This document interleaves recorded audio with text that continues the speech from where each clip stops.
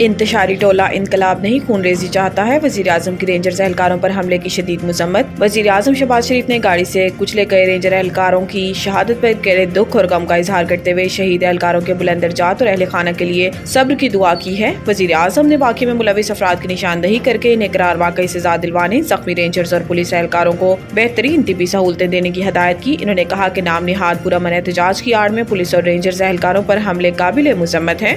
انتشاری ٹولہ قانون نافذ کرنے والے اداروں کو دانستہ طور پر نشانہ بنا رہا ہے۔ شہباز شریف نے مزید کہا کہ انتشاری ٹولہ کل پولیس اہلکار اور آج رینجرز اہلکاروں کے بچوں اور اہل خانہ کو جواب دہ ہے۔ انتشاری ٹولہ انقلاب نہیں خون ریزی چاہتا ہے، یہ پرامن احتجاج نہیں اور شدت پسندی ہے۔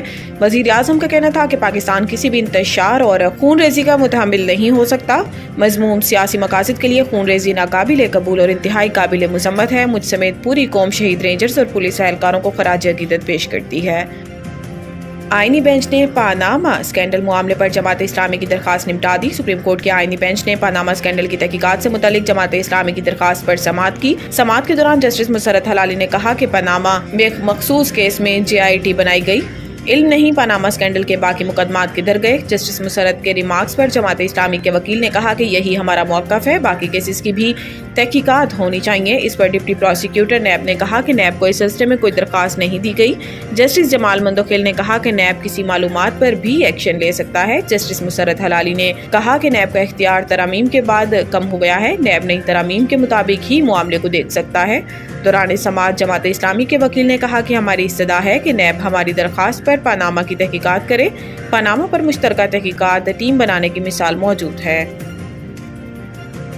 سخت قدم نہیں اٹھانا چاہیے، ہمیں ریڈ لائن کراس کرنے پر مجبور نہ کیا جائے۔ اسلام آباد میں میڈیا سے گفتگو کرتے ہوئے وفاقی وزیر داخلہ محسن نقوی نے کہا کہ پہلے سے بتا رہے ہیں ہمیں مجبور کیا گیا تو سخت قدم اٹھائیں گے، بار بار سمجھا رہے ہیں ریڈ لائن کراس کرنے پر مجبور نہ کریں۔ کچھ دیر پہلے رینجرز جوان کو 26 نمبر چنگی پر گولی لگی ہے، اسے زخمی حالت میں اسپتال منتقل کیا گیا۔ انہوں نے ہر وقت کوشش کی ہے کہ لاشیں مل جائیں۔ وزیر داخلہ کا کہنا تھا کہ جب آپ فائرنگ کرتے ہیں تو اس کا جواب فائرنگ سے ملتا ہے، ہمیں ریڈ لائن نہ کراس کرنے دیں، چاہے دفعہ 144 نافذ کرنی ہو یا ہمیں انتہائی اقدام تک جانا پڑے۔ پہلے ہی بتا رہے ہیں نقصان ہوا تو ہم ذمہ دار نہیں ہوں گے۔ ان کا کہنا تھا کہ اس وقت اسلام آباد میں غیر ملکی مہمان آئے ہوئے ہیں، ہم نے کہا تھا درخواست دیں اور سنگجانی چلے جائیں۔ ڈی چوک پر جس نے بھی جلسہ کیا کبھی اجازت نہیں ملی۔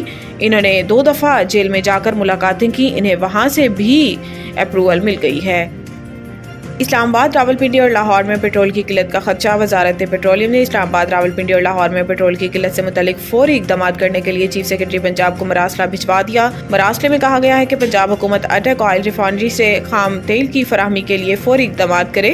مراسلے میں مزید کہا گیا کہ ریفائنری کو خام تیل کی فراہمی اور وہاں سے پیٹرولیم مصنوعات کی سپلائی بھی رک چکی ہے، معاملہ فوری حل نہ کیا گیا تو پیٹرولیم مصنوعات کی قلت کا خدشہ ہے۔ چیف سیکرٹری کو بھیجے گئے مراسلے میں یہ بھی کہا گیا کہ راستوں کی بندش سے جڑواں شہر اور لاہور اور بندی سے جڑواں شہروں اور لاہور میں پیٹرولیم مصنوعات کی سپلائی نہیں ہو رہی۔ راستوں کی بندش کے باعث فیول ٹینکرز مختلف شاہراہوں پر رکے ہوئے ہیں۔